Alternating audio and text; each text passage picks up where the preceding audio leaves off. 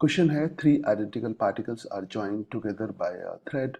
As shown in figure, all the three particles are moving on smooth horizontal plane about point O. If the speed of the outermost particle is V0, then ratio of tension in the three sections of the string. Assume that the string remain straight.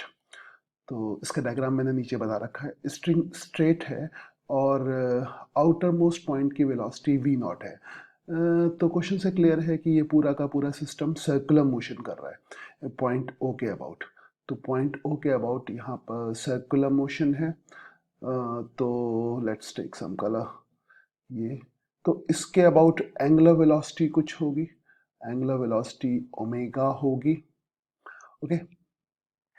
सो अगर outer most particle की velocity v है तो linear velocity सबकी different होगी मगर सबकी angular velocity same होगी. तो पहले हम एंगुलर वेलोसिटी के टर्म में सब कुछ कैलकुलेट करते हैं. तो इसमें पहले रेड पार्टिकल की बात करते हैं. तो रेड पार्टिकल पर एक तो इस वाली स्ट्रिंग का टेंशन लगेगा जो अंदर की डायरेक्शन में होगा. सो ये टेंशन हो जाएगा सपोज T1 के बराबर. पहली वाली स्ट्रिंग में टेंशन T1 है और हमें क्वेश्चन में निकालना है कि tension in the three sections of the string किस में ज़्यादा होगा किस में कम होगा वो बाद में डिसाइड कर लेंगे. तो T1 ये हो गया और इस वाली स्ट्रिंग का जो टेंशन है वो T2 इस तरफ होगा. तो ये T1 हो गया और T2 हो गया. T1 और T2. और क्योंकि जितने भी पार्टिकल्स हैं सबके सब सर्कुलर मोशन कर रहे हैं तो इसका सेंट्रीपिटल एक्सेलरेशन सेंटर की तरफ होगा. तो अब पहले रेड पार्टिकल की बात करते हैं. तो सेंट्रीपिटल एक्सेलरेशन सपोज करो AC के बराबर है. तो we can write T1 minus T2 is equal to mass into acceleration. Net force is equal to mass into acceleration. और एक्सेलरेशन यहाँ पर ये डिस्टेंस L के बराबर है. सभी इक्वल ले सकते हैं L L L. तो ये हो जाएगा M और L ओमेगा स्क्वायर. तो ये फर्स्ट रिलेशन आ गया रेड पार्टिकल के लिए. Similarly we can see for green particle. Green particle के लिए टेंशन T2 इधर होगा और टेंशन T3 इधर होगा. So we can write T2 minus T3. T2 पहले सारी इक्वेशन लिख लेना है ना फिर कैलकुलेट करते हैं. फिर ही कैलकुलेट करना पड़ेगा. T2 minus T3 is equal to mass into acceleration. तो मास एक्सेलरेशन. तो यहाँ पर एक्सेलरेशन फाइंड करने के लिए ओमेगा तो सेम होगा क्योंकि पूरे सिस्टम का ओमेगा सेम होगा मगर डिस्टेंस 2L के बराबर हो जाएगी. तो we can write M into 2L into omega square. 2L into omega square यानी 2ml ओमेगा स्क्वायर. देन हम ग्रीन पार्टिकल के लिए करते हैं.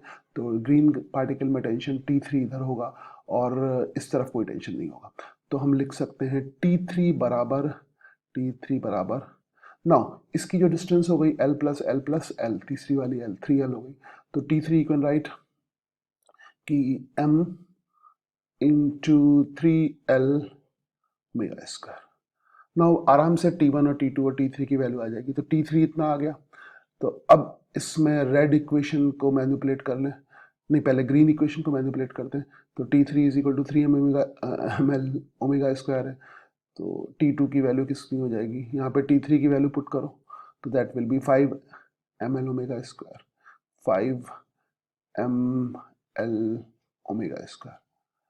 तो we have got T3 T2 और T1 क्या हो जाएगा. अब यहाँ पे T2 की वैल्यू पुट करो 5 omega M L omega square plus M L omega square. तो ये आ जाएगा 6 एम एल ओमेगा स्क्वायर. तो यहाँ से T1 आ गया 6 एम एल ओमेगा स्क्वायर.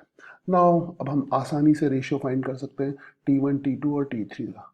तो क्वेश्चन के हिसाब से जो रेशियो दिया है वो कुछ इस तरह से मतलब लोएस्ट टू मैक्सिमम दिया है.